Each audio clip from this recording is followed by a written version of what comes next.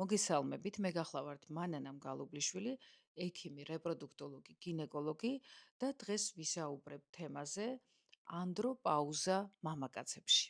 გამოიწერეთ ჩემი გვერდი იმისათვის, რომ გაიგოთ საინტერესო და სასარგებლო ინფორმაცია თქვენი ჯანმრთელობის შესახებ. ყველამ ვიცით, რომ არსებობს ქალების კლიმაქსი, მენოპაუზა და არსებობს მამაკაცების კლიმაქსი ან მენოპაუზა, დიახ, არსებობს და მას ანდროპაუზა ეწოდება. თუმცა მისი პათოგენეზი და ფიზიოლოგია განსხვავებულია და გამოვლინებაც სხვაგვარია. ანდროპაუზა ფიზიოლოგიური პროცესია და ის დაკავშირებულია ტესტოსტერონის, მამაკაცის ჰორმონის შემცირებასთან. ტესტოსტერონის შემცირება იწყება 30 წლის ასაკიდან. ის ყოველწლიურად იკლებს დაახლოებით 1%-ით. 40-45 წლის ასაკში ის უფრო შესამჩნევი ხდება, ხოლო 50 წლის ზემოთ მამაკაცების დაახლოებით 30%-ში შეიძლება ანდროპაუზის გამოხატული ნიშნები იყოს, თუმცა პროცესი ინდივიდუალურია.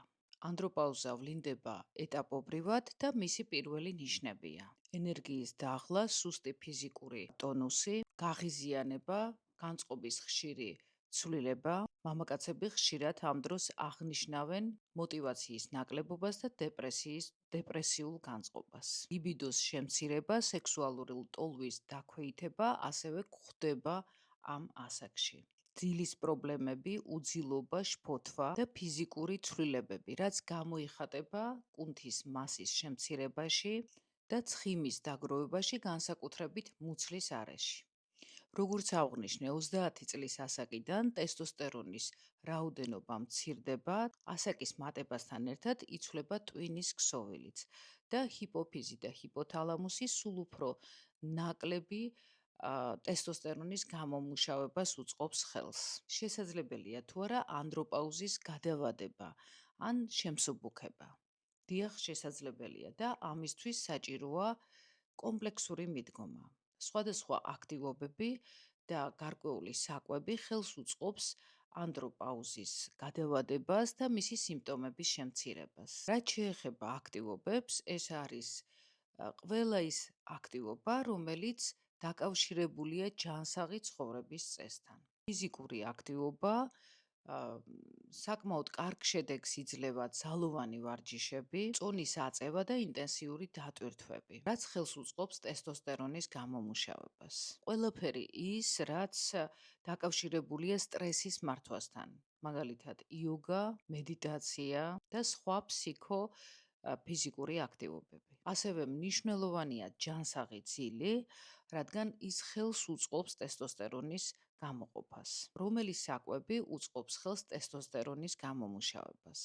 ეს არის ჯანსაღი ცხიმები, ავოკადო, ზეითუნის ზეთი, ნიგოზი, თევზის ქონი, ანუ ცხიმიანი თევზი კარგია ზოგადად, პროტეინით მდიდარი საკვები, ნებისმიერი ხორცეული, იქნება ეს ფრინველის ხორცი, საქონლის, თევზი და ასე შემდეგ. ვიტამინები და მინერალები, განსაკუთრებით ვიტამინი D, რომელიც დიდი რაოდენობით არის მაგალითად ცხიმიან თევზში ან კვერცხის გულში და თუთია, რომლის ძირითადი წყარო არის კაკალი და გოგრის თესლი. ანტიოქსიდანტები არის ძირითადად ახალ ხილში და ბოსტნეულში. განსაკუთრებით სასარგებლოა კენკროვანი და სალათის მწვანე ფოთლები. მნიშვნელოვანია, რომ შეამციროთ შაქარი და ნებისმიერი ტკბილი საკვები თუ სასმელი. თუ კლიმაქსის სიმპტომები ქალებში ვლინდება ძალიან მკვეთრად, მამაკაცებში სხვაგვარადაა. ის ცვლილებები, რომელიც მე ჩამოთვალე, შეიძლება არ იყოს მწვავედ გამოხატული და მათი, ასე ვთქვათ, დამძიმება და გამწვავება ხდება ნელ-ნელა ხანგრძლივი დროის განმავლობაში, განსხვავებით ქალებისგან. ანდროპაუზა ბუნებრივი პროცესია და მისი გავლენა თქვენს ორგანიზმზე შეგიძლიათ მნიშვნელოვნად შეამციროთ სწორი კვებით, ფიზიკური აქტივობით და ჯანსაღი ცხოვრების წესით.